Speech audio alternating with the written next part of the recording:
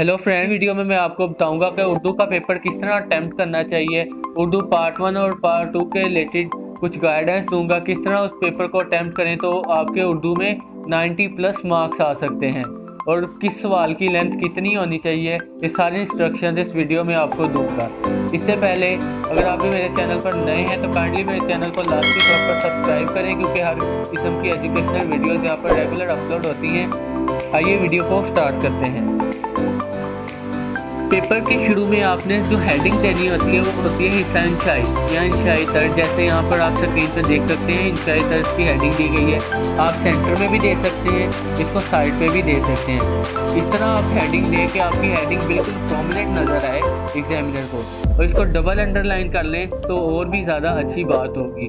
फिर उसके बाद उर्दू के पेपर में जो पहला हिस्सा होता है, हिस्सा अव्वल की हेडिंग देनी है आपने, जो कि नज़म और गज़ल की तशरीह के रिलेटेड होता है। आप पहले हिस्सा दोनों करना चाहते हैं वो कर लें, अगर आप फिर उसकी हेडिंग दें। अगर आपने पहले हिस्सा अव्वल करना है, तशरीह का हिस्सा करना है, तो पहले उसकी हेडिंग दें। उसके बाद अच्छा सवाल नंबर 2 की हेडिंग दें। फिर उसके बाद जो आपने शेर लिखना है, या तो वो पूरा शेर लिखें या फिर शेर के जो शुरू वाले वर्ड्स होते हैं उनको लिखें और आखिर वाले वर्ड्स को लिखें और दरमियान में डॉट्स लगा दें, ताकि एग्जामिनर को पता चल जाए आपने इस शेर की तशरीह की है, क्योंकि उसके पास पेपर वहाँ पर होता है, वो वहाँ से देख सकता है। अगर आप पूरा शेर लिखेंगे तो आपका टाइम वेस्ट होगा। तो मैं आपको यही कहूँगा कि शेर के 2-3 वर्ड शुरू वाले और आखिर वाले लिख दें और बीच में डॉट्स लगा दें, ताकि एग्जामिनर को पता चल जाए कि कौन से शेर की इसने तशरीह की है। फिर उसके बाद आ जाता है फिर आपने नज़म का उन्वान लिखना है, नज़म का नाम नहीं लिखना। उसके बाद आपने शायर का नाम लिखना है। यहाँ पर मुसन्नफ़ के नाम की हेडिंग नहीं देनी, क्योंकि ये नज़म की शेर की तशरीह है, इसलिए यहाँ पर आपने शायर का नाम की हेडिंग देनी है। जो मुसन्नफ़ के नाम की हेडिंग जो होगी वो पैराग्राफ की तशरीह में दी जाएगी, जो मैं आगे जाके आपको बताऊँगा।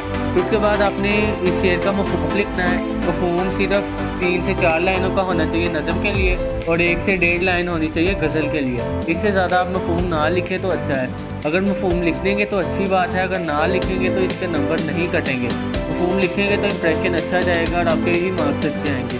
कुछ यहाँ पर इंपॉर्टेंट इंस्ट्रक्शंस हैं।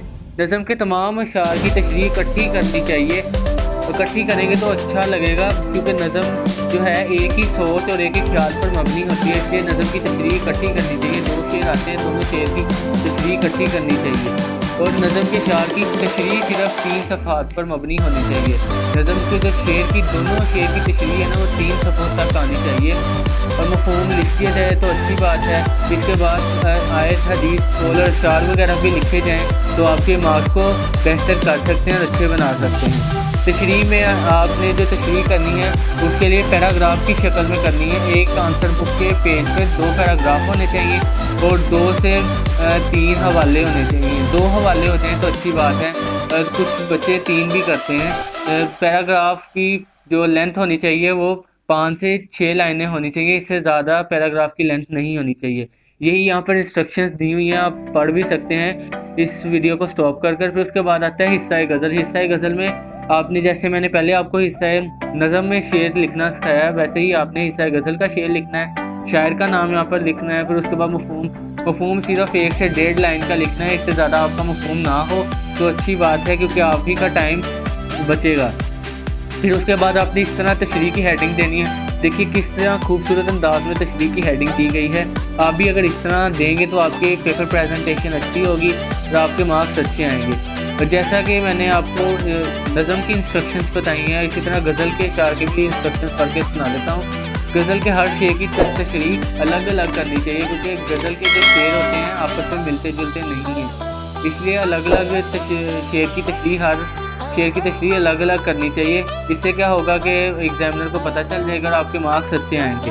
गज़ल के हर शेर की तशरीह 2 सफ़हात पर मुश्तमिल होनी चाहिए। एक शेर है आपकी, एक शेर की तशरीह 2 सफ़हात पर मुश्तमिल होनी चाहिए। अगर आप गज़ल के शेर में मफ़हूम लिखेंगे तो आपके ही मार्क्स अच्छे आएंगे और जो एग्जामिनर होगा उन पर अच्छा इंप्रेशन पड़ेगा। चौथा पॉइंट है गज़ल के अशार की तशरीह करते हुए हर शेर की तशरीह कि 5 से 6 लाइनें लिखने के बाद पैराग्राफ ख़त्म करने की कोशिश करें। जिस तरह मैंने नज़म की तशरीह में बताया, इसी तरह गज़ल की तशरीह में भी एक पेज में 2 पैराग्राफ होने चाहिए और पैराग्राफ की लेंथ 5 से 6 लाइनों से ज़्यादा ना हो और एक पेज पर 2 हवाले दिए जाएँ तो आपकी गज़ल की तशरीह अच्छी लगती है। तो गज़ल की तशरीह में आयात, हदीस, कौल और हवाले वगैरह इस्तेमाल किए जाएँ तो आपकी अच्छी लगती है तशरीह। जिस तरह ये शेर नंबर 1 है, इसी तरह शेर नंबर 2 और 3 की भी इसी तरह ही इंस्ट्रक्शंस हैं, आप उस पर भी यही फॉलो कर सकते हैं। इसके बाद हिस्सा दोयम शुरू हो जाता है। हिस्सा दोयम में सवाल नंबर 3 से ऑनवर्ड जितने सवालात आते हैं वो हिस्सा दोयम में शामिल होते हैं। सवाल नंबर 3 है इक्तबास की तशरीह। 2 आपको पैराग्राफ आते हैं, उनमें से एक पैराग्राफ की आपने तशरीह करनी होती है और उसको एक्सप्लेन करना होता है अच्छी तरह से। जो आपने पैराग्राफ की तशरीह करनी होती है उसकी सबसे पहले जैसे अलिफ है, अलिफ की आपने तशरीह करनी है, उसकी हेडिंग दें। फिर उसके बाद जो उसके शुरू वाले वर्ड्स हैं और आखिर वाले वर्ड्स हैं जैसे यहाँ पर लिखा हुआ है वो लिखें और दरमियान में डॉट्स डाल दें ताकि पता चल जाए एग्जामिनर को आप किसकी तशरीह कर रहे हैं। फिर उसके बाद आपने लिखना होता है सबक का उन्वान लिखना है। फिर उसके बाद आपने मुसन्नफ़ का नाम लिखना है, यहाँ पर शायर का नाम नहीं होता। जो सबक के राइटर्स होते हैं, मुसन्नफ़ होते हैं, आपने उन्हीं का नाम तहरीर करना होता है। फिर उसके बाद आपने सियाक़ो सबाक़ लिखना होता है। सियाक़ो सबाक़ लिखते वक्त आपने सबक के जो पैराग्राफ दिया गया होता है उससे जो सबक में शुरू में क्या बयान किया है वो सियाक़ होता है, जो आखिर में क्या बयान किया उसके पैराग्राफ के बाद वो लिखना होता है। ये तकरीबन 8 से 12 लाइन से आपका ये सियाक़ो सबाक़ ज़्यादा ना हो तो अच्छी बात है। फिर उसके बाद आता है तशरीह करते वक्त आपके सियाक़ो सबाक़ कम अज़ कम 5 और ज़्यादा से ज़्यादा 12 सतूर का होना चाहिए, 12 लाइन्स पर मुश्तमिल होना चाहिए। फिर उसके बाद इबारत की तशरीह कम अज़ कम 1.5 सफ़े और ज़्यादा से ज़्यादा 2 सफ़े पर मुश्तमिल हो। हवाला मतन, सियाक़ो सबाक़ और तशरीह 3 सफ़े से ज़्यादा ना हो तो अच्छा है। ये सिर्फ 3 सफ़े तक हो, 3 से 4 सफ़े तक जा सकते हैं, इससे ज़्यादा ना हो। पैराग्राफ की तशरीह करते वक्त उसी में कोई आयत, हदीस और अशार वगैरह आप ऐड कर दें तो अच्छी बात है, आपके मार्क्स ज़्यादा होंगे। इबारत की तशरीह करते वक्त उसमें मौजूद मशहूर और अहम शख्सियत को मार्कर से लिखें। जो मशहूर शख्सियत हैं और जो इम्पोर्टेंट वर्ड्स हैं उनको लाजमी तौर पर हाईलाइट करें। और नीचे मार्क्स की डिवीजन दी गई है, 1 मार्क्स सबक के नाम का, 1 नाम मुसन्नफ़ के नाम का, 3 मार्क्स सियाक़ो सबाक़ के और 10 मार्क्स तशरीह के हैं। 15 मार्क्स का सवाल होता है, इसको आप अच्छे तरीके से हल करें तो ही आपके मार्क्स अच्छे आएंगे। फिर उसके बाद आता है खुलासा लिखते वक्त आपने खुलासे की हेडिंग देनी है। फिर उसके बाद जिस सबक का आपने खुलासा लिखना है उसकी अच्छी तरह से हेडिंग दे तो अच्छी बात है। फिर उसके बाद 1 नंबर होता है मुसन्नफ़ के नाम का और 9 नंबर होते हैं खुलासे के। खुलासा करते वक्त भी आपने ज़रूरी हदायत अपने जहन में रखनी है।